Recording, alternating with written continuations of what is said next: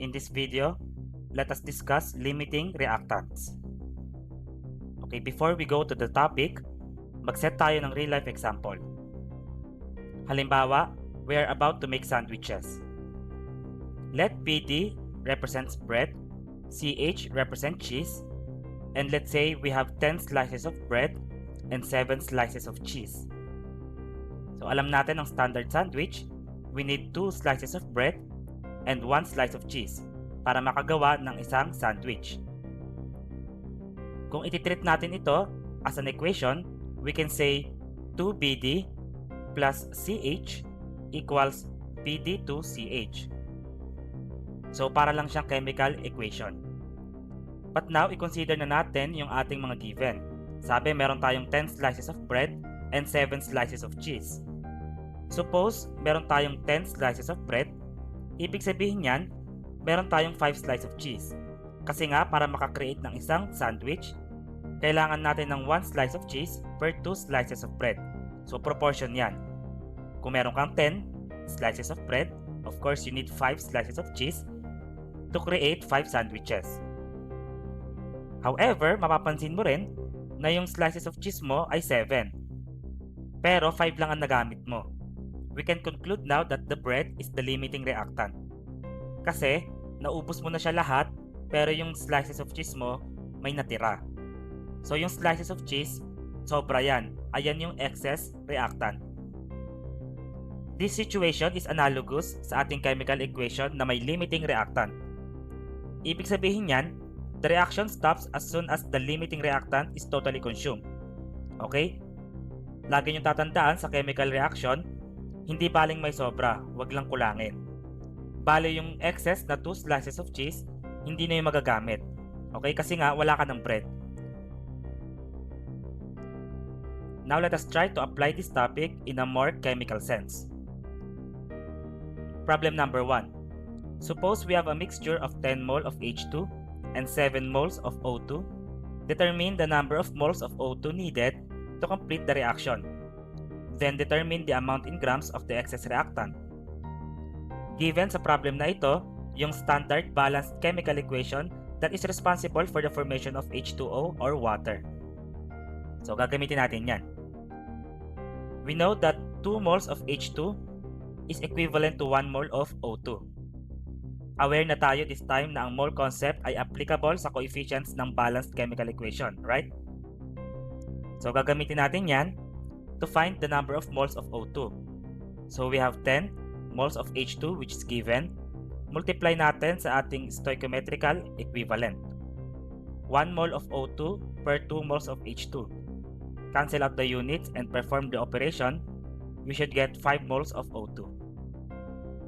Ngayon, alam na natin yung number of moles of O2. Ang tanong kasi, determine the amount in grams. So, kailangan natin ng mass ng excess reactant. Upon analyzing the given, we have 10 moles of H2 and 7 moles of O2. However, nung ginamit natin yung 10 moles of H2, ang kailangan mo lang pala na O2 ay 5. So, ibig sabihin, sumobra yung O2 mo kasi meron kang 7. We can say now that the excess reactant is O2 and the amount is 7 minus 5. That's 2 moles of O2. However, the requirement is the amount in grams. In short, we need mass. So, hahanapin natin yung mass ng 2 moles of O2. First, the formula weight of O2 is equal to 2 times the atomic weight 16, that is 32 AMU, and therefore 1 mole of O2 weighs 32 grams of O2. So, imumultiply natin yung ating excess reactant amount, 2 moles of O2, by the molar mass of O2. Cancel out the units, and we should get 64 grams of O2. That is the grams of excess reactant. Problem number 2. The balanced equation shown below describes the reaction between nitrogen and hydrogen molecules to form ammonia NH3. So, balance naman na yan. The question is, how many grams of ammonia can be formed from 3.0 mole of N2 and 6 moles of H2? From the balanced chemical equation, we know that 1 mole of N2 is equivalent to 3 moles of H2. Now, we can calculate the moles of H2. gamitin natin yung given na 3 moles of N2. Multiply natin sa ating stoichiometry equivalent ratio. 3 moles of H2 per 1 mole of N2. Upon calculation, we get 9 moles of H2.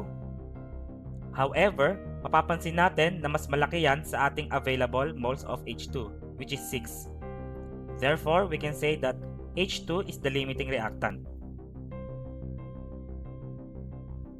Ngayon, balikan natin ang problem. Ano ba ang requirement?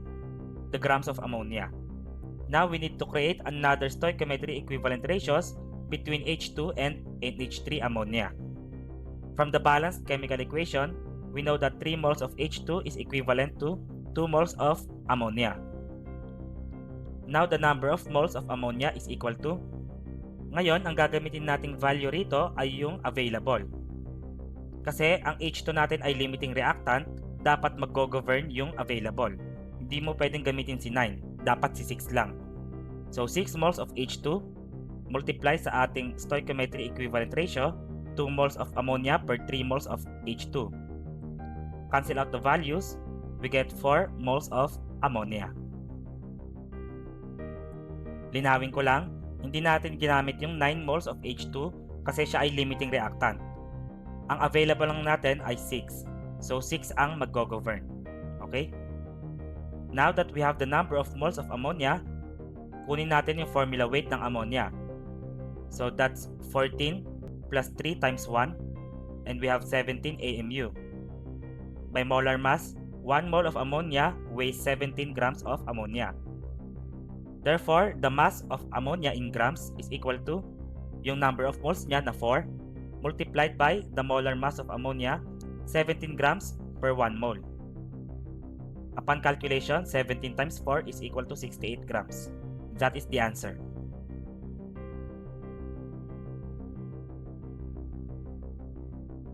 Next, discuss natin yung theoretical yield. Theoretical yield is the quantity of product calculated to form when all of the limiting reactant is consumed. Okay? Ang formula niyan, percent yield equals the actual yield divided by the theoretical yield times 100%. So, i-apply natin to sa isang sample problem. Number 3.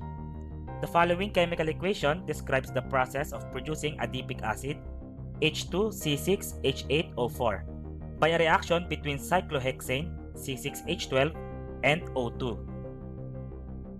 So, ayan yung balanced chemical equation. Let's say given na yan, hindi na kayo required mag-balancing. Part A.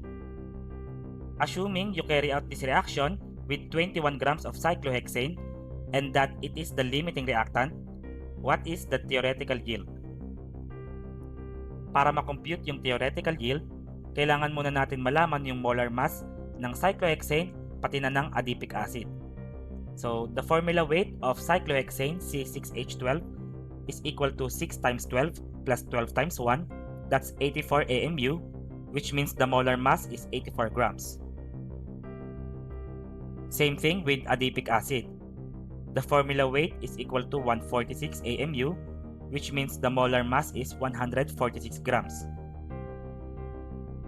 From the balanced chemical equation, we can create this stoichiometry equivalent ratio, 2 moles of cyclohexane per 2 moles of adipic acid.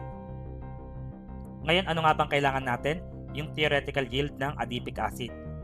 So, the theoretical yield in grams of adipic acid is equal to the mass of cyclohexane, yan ang given, gagamitin natin yan.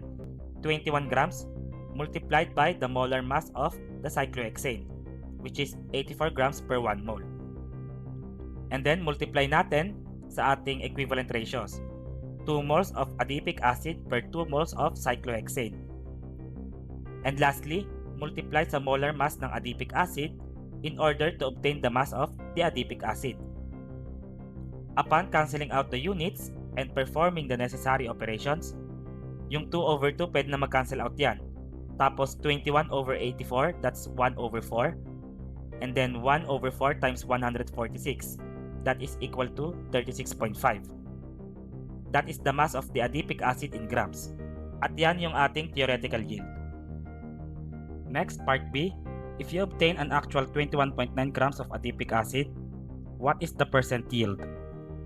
This time, i-apply na natin yung formula. The percent yield is equal to the actual yield divided by the theoretical yield times 100%.